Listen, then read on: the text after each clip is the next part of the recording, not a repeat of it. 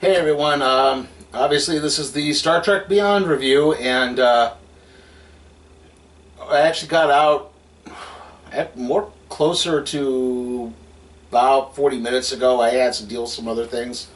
Um, and yeah, I know I'm like really sweaty right now. It's about 90 degrees outside, but it's like 100 and something percent humidity. It's really bad out there, so yeah, sorry.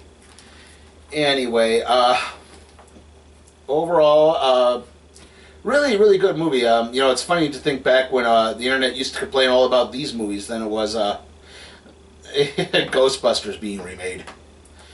And anyway, there's some nice parts in the opening bits. There's a scene right at the beginning where Kirk is trying to be on this diplomatic mission and taking part in this gift exchange, and it goes wrong, and he gets attacked by these little creatures. They're about like cat sized. It's like you see them before, they look really, really, really big, and then when they get down there, they're like, yeah, they're about like yay high.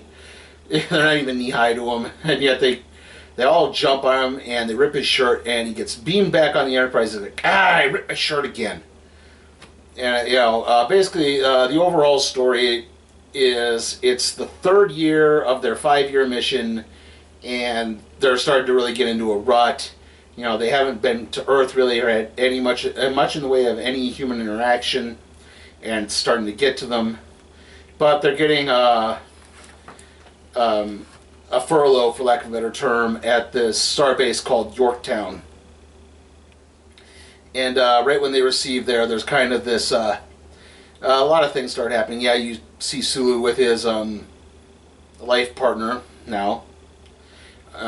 And then Spock gets some greeting from two Vulcans who give him the message that Ambassador Spock, the Leonard Nimoy Spock you saw in the previous two films, has passed away. And that's kind of this motif of guys getting to, particularly Kirk and Spock, getting to the age where it's you need to stop being a kid and you need to start being more like an adult and embracing some of those responsibilities, because it's also Kirk's birthday, and this birthday marks that he's 1 year older than his father was when he died. And so yeah, you also and it does lead to a bit of a funny moment, because Kirk and McCoy are having this little drink before arriving at Yorktown, and they sort of say, and McCoy toasts to good eyesight and a non-receding hairline. If you get your Star Trek references there. I'd actually say this is probably the most Star Trek of the, for lack of a better term, reboot series. They've modified the costumes a little bit. I actually think they look more like the costumes from TOS than the ones from the previous two movies. Let's see.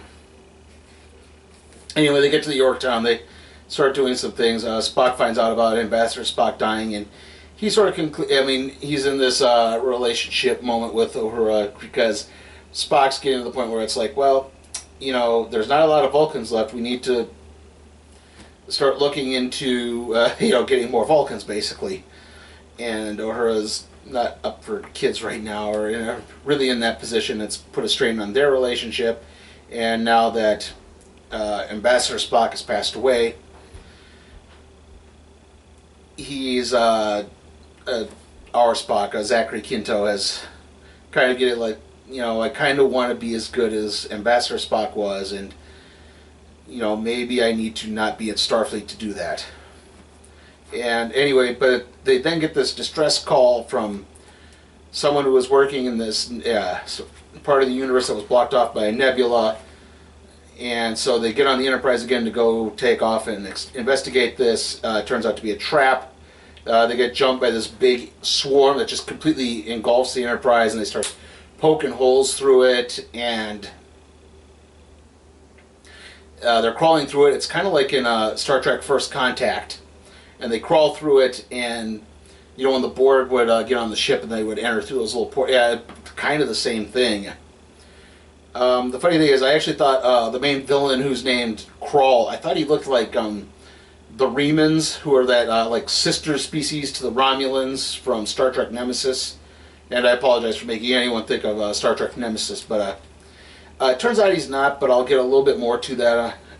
Anyway, as a result, they try to break off the saucer section. Sulu kind of takes command of the ship briefly, but it doesn't work, and everything kind of winds up crashing down. Everyone gets to the escape pods on the ship, but they all wind up getting captured and taken hostage, except for Kirk, Scotty, Bones, and Spock. Oh, and Chekhov. And yeah, they do also have a dedication for Anton Yelchin and what happened to him, unfortunately. I mean, that was like a month ago now, wasn't it?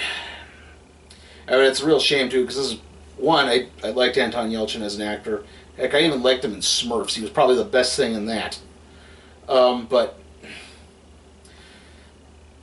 you know, it's a shame, too, because this is probably the most prominent role Chekhov's had in these three movies. He spends much of it fighting alongside Kirk. He and Kirk kind of buddy up. Obviously, Spock and McCoy buddy up. Scotty winds up hooking up might not be the best term.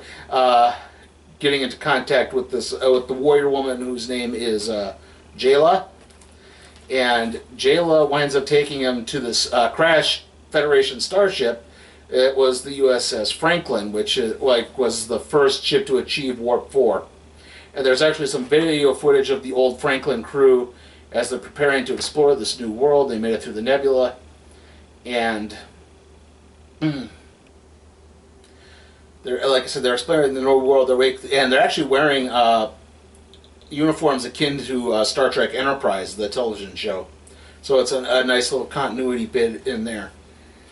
Like the entire planet is riddled with Starfleet technology, it turns out, because they would just keep sending ships and probes through these things, but they would get shot down.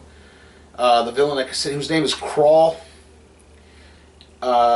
he's been after this piece of an alien super weapon, and it turns out the Enterprise had it on board, and it was enough to attract his attention at some point, because he'd actually been using the down Starfleet technology to kind of hack into Starfleet's computer systems so he could track where everything was at certain points.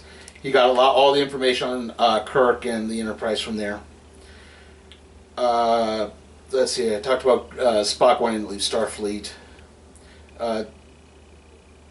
Eventually, Kirk and Chekhov wind up hooking up with Scotty and Jayla, and they get on the Franklin, and then they teleport Spock and McCoy there, and that's the scene you see in the trailer where, you know, Spock and McCoy basically acknowledge that they do actually care about each other, and then Spock gets teleported away. Just as McCoy says, well, at least I know I'm not going to die alone. Spock gets teleported away. But then McCoy gets teleported right after him. Then it turns out there's like some holodeck-esque technology. It's like holodeck / cloaking technology. And they use that to kind of mount this escape plan to get the other crew members. As this is happening, the crew that were taken hostage, it turns out like Crawl has these weird absorption powers. He actually like changes form after absorbing these people for some reason. It's not very well explained. A lot of this is not. Unfortunately, Crawl is a not well developed villain at all. I will get to his backstory eventually. Eventually, though, Crawl does manage to locate the piece of the weapon. He finishes his weapon just as his escape attempt is going down. Everyone gets to the Franklin at time. Just as Crawl is launching his attack, he's going to attack the Yorktown, and then... Sorry, there was a bug. He's going to attack the Yorktown, and then... from there, he can pretty much mount an attack from anywhere else on Starfleet. Anyway, the weapon he manages to make is this sort of bioweapon. I don't know if it's like a slime or another swarm, basically. It shoots out this other swarm, and it completely destroys all material. And that he's going to try to use it on the starbase Yorktown. It's then that they manage to get the Franklin at least worthy enough to fly after him at impulse power, which is kind of funny. They eventually manage to figure out a way to... They figure out that he controls this like hive of bees who not real bees, but yeah, it's like a beehive where it's this hive mind technology, and they need to interrupt the operating system to attack him. And the way they devise that is to beam a radio signal of music, and that's the bit you see in the trailer where they start playing Sabotage, and Kirk goes, good song. Eventually they beam the radio signal to the Starbase 2, and it hits the swarm on both ends, but Krall's ship gets away. He gets inside the city, they pursue him, and eventually what happens is Bones and Spock are beamed aboard one of the swarm ships that wasn't destroyed, and that's how they plant the seed to disrupt the whole operating system. They pursue Krall in. The Franklin goes after Krall too. They start racing. They manage to get him into the city square where the Enterprise is basically traveling through the water system of the Yorktown, which is kind of like this. It's a starbase, but it's like a planet too, and it's like the city goes up and it goes over. There's these bands. It has this atmosphere they can breathe in. It has a waterway, obviously, and that's how the Enterprise gets in. It goes through the waterway. It comes up right as Krall gets to the city center, and it basically crushes his ship underneath. But Krall survives. He absorbs a couple of crew people, and he starts to look more human. And it's then that Uhura realizes she's seen him before. It turns out that Krall is Balthazar Edison, who was the captain of the USS Franklin. And what happened was the Franklin basically landed on this planet. I don't know if it crashed necessarily. They didn't really explain that, but they kept sending out distress signals. No one came, no one came. He began to grow bitter, more and more bitter. Everyone started dying. All the crew started to die around him. I don't know where his other forces came from, because he has like some other creatures with him. But yeah, or how he got his absorption powers. But apparently he found technology that would prolong his life. Again, that doesn't explain his absorption powers. And now he's plotting revenge on Starfleet. And because Starfleet keeps sending all these probes through here trying to find things, yeah, that's how he's gotten their technology. He's been able to hack into things. And like I said, Krall's sort of the one real drawback to this film. He's not a very good villain. I don't mind the means, but it's like we don't really get a good explanation to it until just the bare end of the movie. I mean, Nero is at least, I'd say, about 2/3 of the way through the movie, maybe even the halfway point in the first movie. Nero, the Romulan bad guy villain from that one. Obviously, Khan and Into Darkness. You pretty much found out right at the beginning of the film what his motivations were. These ones, it's like, yeah, it didn't really matter until like just the bare end. Like I said, anyway, Krall gets off the ship. He gets to the hub for the ventilation system, the oxygen hub. Kirk goes after him. They quarrel. Eventually, Kirk manages to... Scotty manages to remote shut down the air system enough for Kirk to activate this hatch, which will vent everything out into space. The weapon gets activated, but Kirk knocks Krall into the back. He opens up the hatch.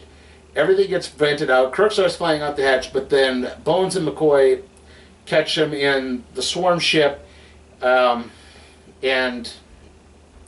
that's not exactly how it ends. Basically, it ends... one thing I didn't mention was Kirk was looking to apply for the Vice Admiral position at Yorktown. He didn't really want to be in space anymore. He was getting... Like I said, part of the idea, too, was getting into the old ways, but the adventure sort of renews his spirit. He wants to go back out and explore again. I'm not entirely sure with Spock. It sort of hints that he's leaving, but he at least wants some time with Uhura to talk things over, see how that turns out. And yeah, that's kind of it. Like I said, overall, the movie was pretty good. I did like it. Like I said too, it's the most Star Trek-esque of the reboot series. Sorry, I'm flipping over here for some things. Like I said, it's the most Star Trek-esque of the reboot series, I thought. It felt more like an original episode of Star Trek. That being said, unfortunately, like I said, my main complaint, Krall is just not a good villain. Idris Elba is good in the role, but it's not a very well developed character at all. It's pretty flat. Like I said, I really liked Chekhov in this. Sulu had a couple of good moments too. Uhura, yeah, not as prominent as she was in the first two movies, unfortunately. Other than that, though, like I said, yeah, sorry, Carl Urban as McCoy, he's good as usual. Zachary Quinto as Spock is pretty good. Chris Pine, I think this is probably his best Kirk, actually. Definitely better than the first two movies. And, like I said, unfortunately, the villain and his motivations are pretty weak. I guess I'd give this a B. Just, again, I did enjoy the film for the most part. Just the villain was so weak in this. Okay, trailers, and when you start to get to this point in the summer blockbuster season, you start seeing a lot of the same trailers over and over again. Thankfully, there were a few new ones. First off, we have Morgan by Ridley Scott about a genetically enhanced bio-weapon child, basically. I was unable... At first it looked like the child was a male, but then I think they mentioned it was a female or something. Like maybe it was a woman, that young woman. I'd say maybe a 14 to 15-year-old. Yeah. After that we have War Dogs, the movie with Jonah Hill and I forget who the other guy is, but they're arms dealers. It's based on a true story. It's from the director of the Hangover trilogy, which the first Hangover was okay. Avoid the sequels. I don't know, so I'm not entirely sure about. The marketing looked a lot like Pain and Gain, to be honest. I wonder if that's a cue they decided to start taking. After that, another creepy child movie. We got a lot of creepy child horror movies for some reason. Before I Wake, about a family that adopts a kid whose dreams can manifest in reality, and his nightmares. It is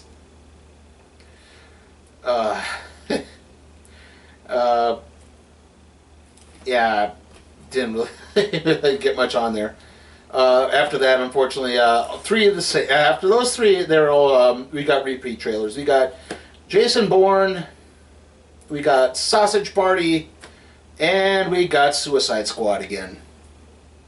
Obviously, that'll be the next movie. And though the next video, of course, is going to be the random trade review on Queen Bee. I've got all the on-camera parts shot. I've got all the audio recorded. I just need to meld all that together. And then I need to do, and then it's some WWE Battleground. Or not, yeah, Battleground. Boy, lots happened in WWE this week, but I thought about, covering the draft, but by the time everything kind of ended, it was so late, it just didn't feel like doing it. See you all next time.